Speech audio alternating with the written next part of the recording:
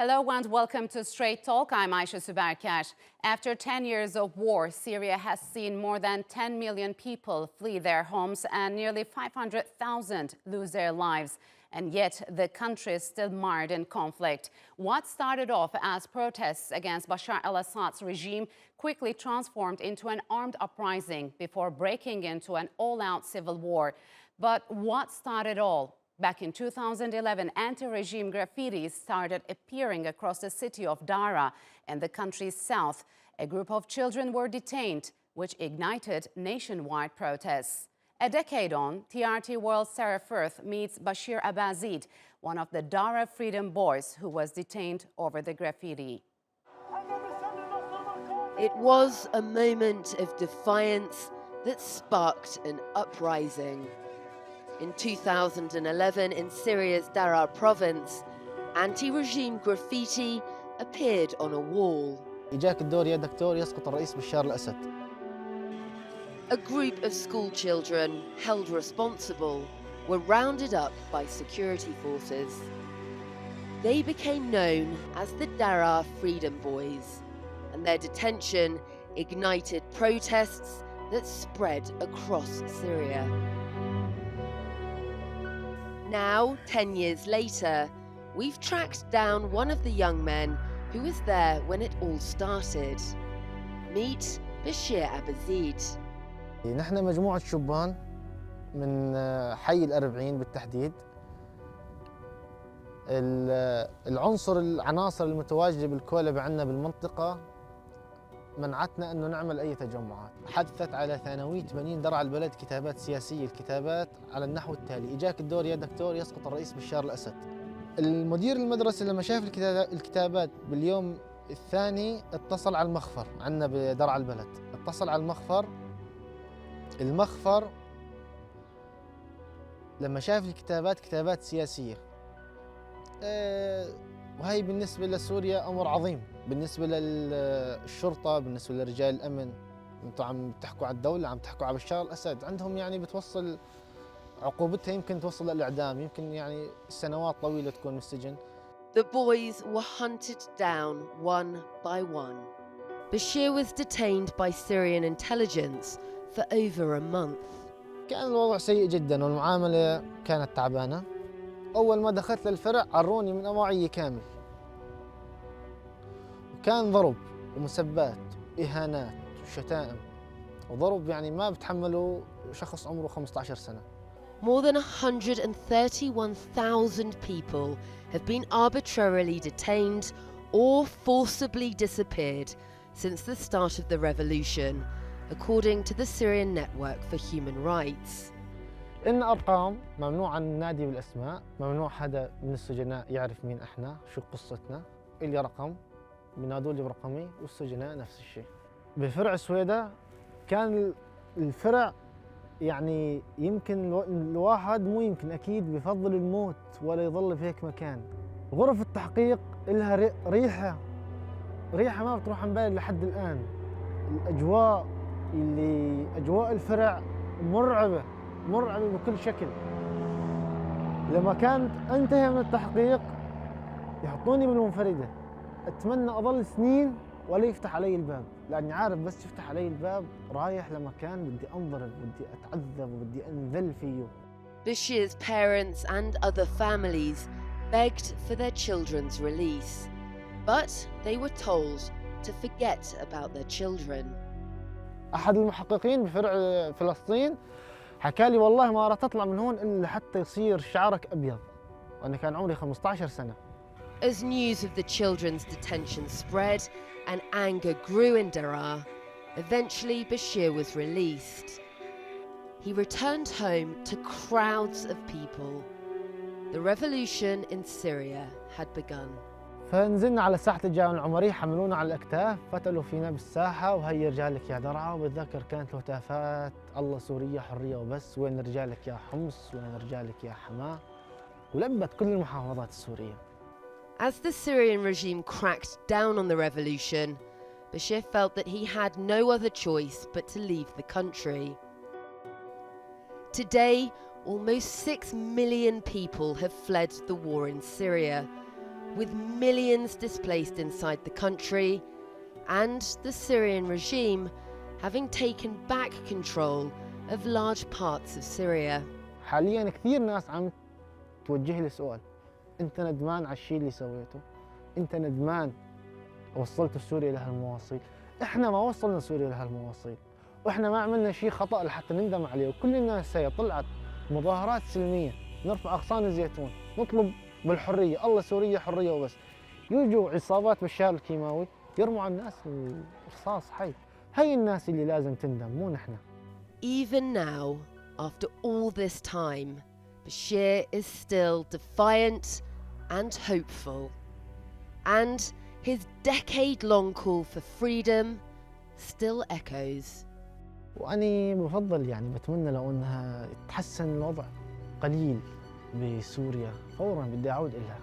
حابب إني أكون عايش ببلدي وخاصة في منطقتي درعا، بتمنى هذا الشيء. أنا صار لي 8 سنوات بالضبط ما شفت أهلي. نحن رمز لهالثورة السورية، ولكن ما قلنا وجهة نظري، مو إنه إحنا أبطال عظماء. إحنا رمز لهي الثورة، وإحنا مع الثورة وداعمين للثورة في كل الظروف.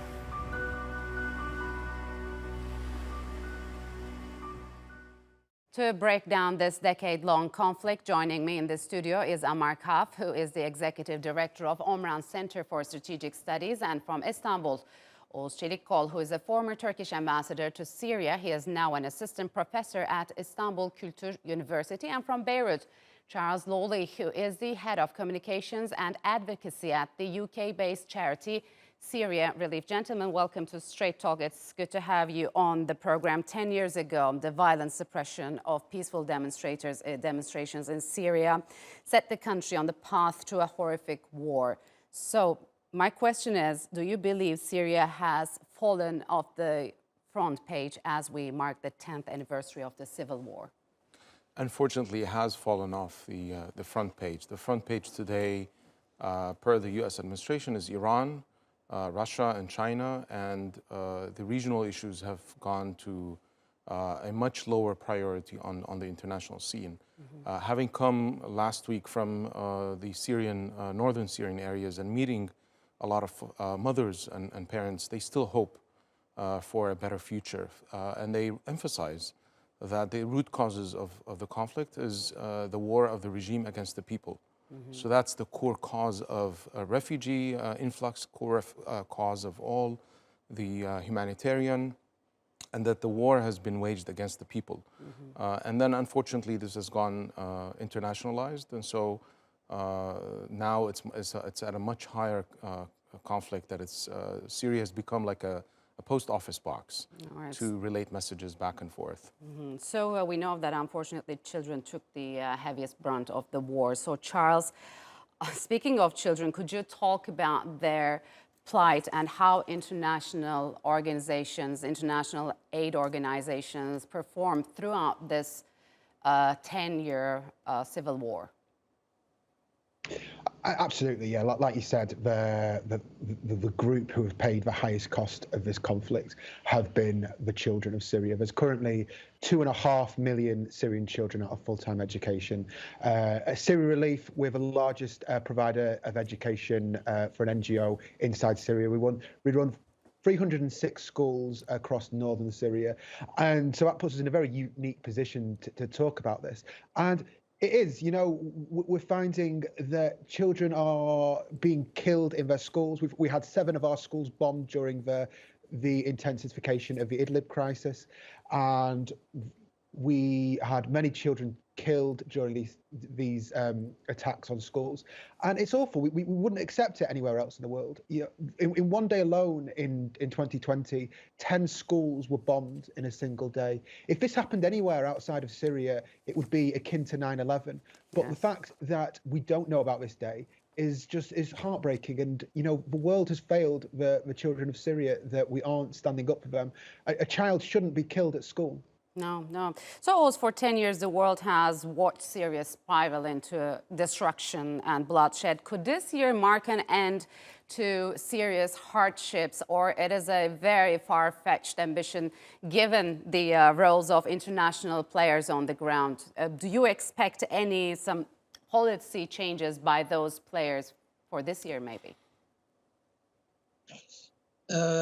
As far as I can see, the root of the problem has always been the inability of the regime to do the necessary political and economic reforms in Syria.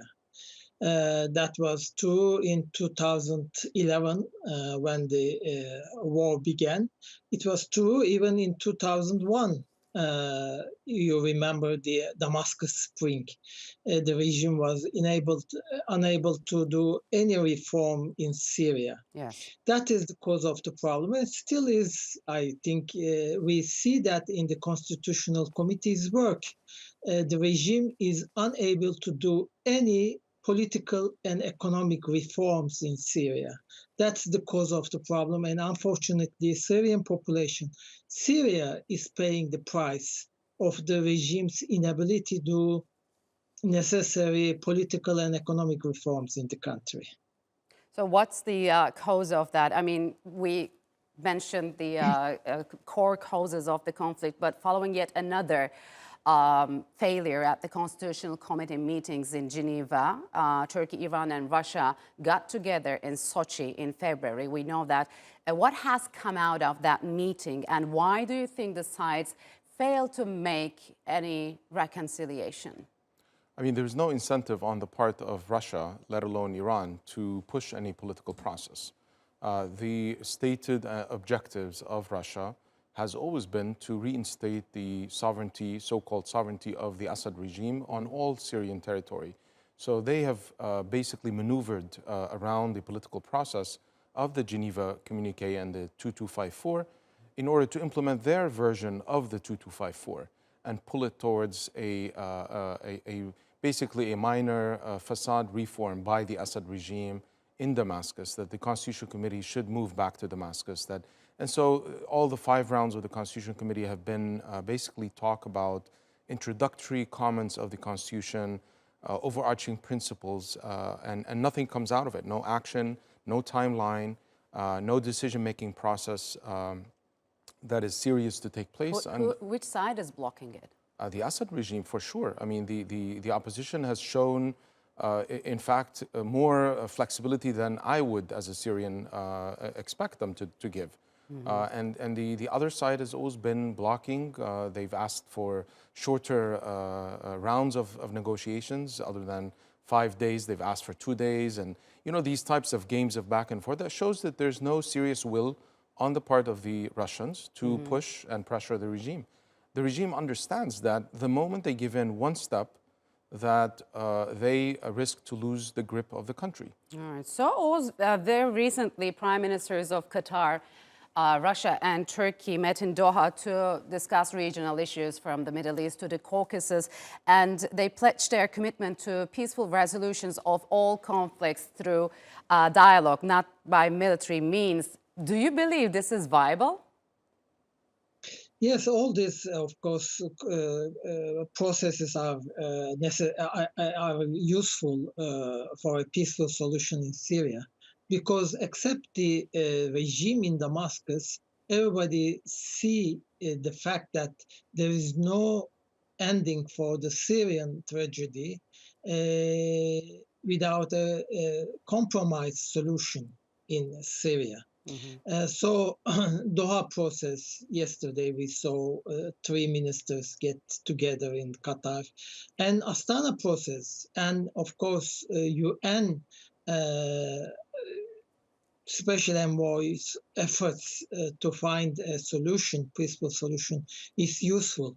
But as far as I can see, international community, especially Russia, should use its influence on the Assad regime to come up with compromises in the Constitutional Committee. Without the political reforms, without a more democratic, more pluralistic constitution in Syria, the solution, peaceful solution, will be very difficult to reach. Yes. And everybody sees there is no military solution at the end. So the Constitutional Committee should be successful, and the Russians should pressure the regime to make the necessary amendments in its position.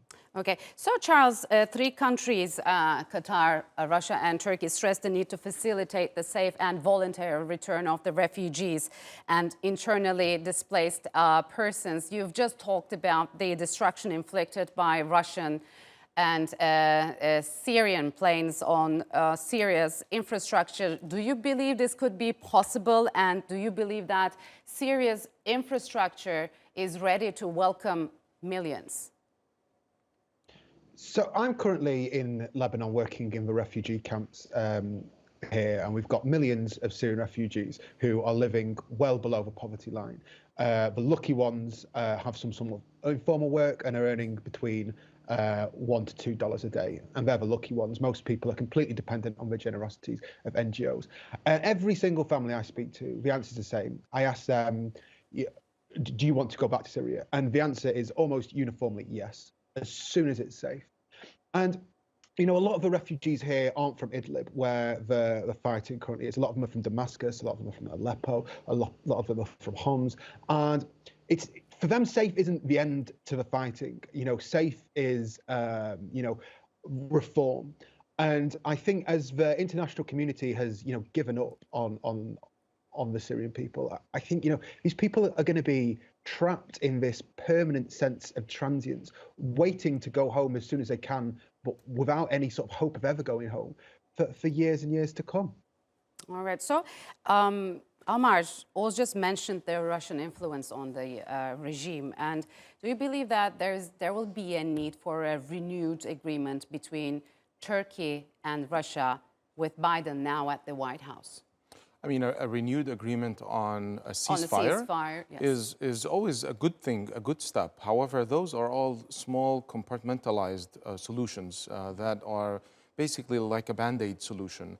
To freeze the conflict in Idlib, yes, it has led to you know, a return of 280,000 people to some of the villages in Idlib. But you know, what kind of return? What kind of safety do they go back to? Is this linked to a greater picture of a political transition? That's the real question. I mean, people want to return, but what is safety? Safety is the minimum is not to be arrested arbitrarily. The minimum is not to be kidnapped, not to be, you know, a victim of explosive. And we've conducted, you know, a year-long research at Omran last year of why do people go back? And the number one in all zones, and unfortunately we have 3 or 4 zones now, they say that safety is, I need to be able to go to work and find work, of course, but work comes as second to personal safety. Personal safety means you do not get arrested. And in Damascus, people risk to be arrested for anything, for getting a marriage license without a security clearance. This is how life is very, very difficult today, let alone economics. I mean, the Russian narrative and the regime is that the economics is at the height of it. No, security is the basic. We're talking about personal safety and personal security, not to be arrested around the corner, to have minimum standards of rights and responsibilities that people know if they exit their homes, they're not going to be shifted to conscription, military service, or to fight wars of other people.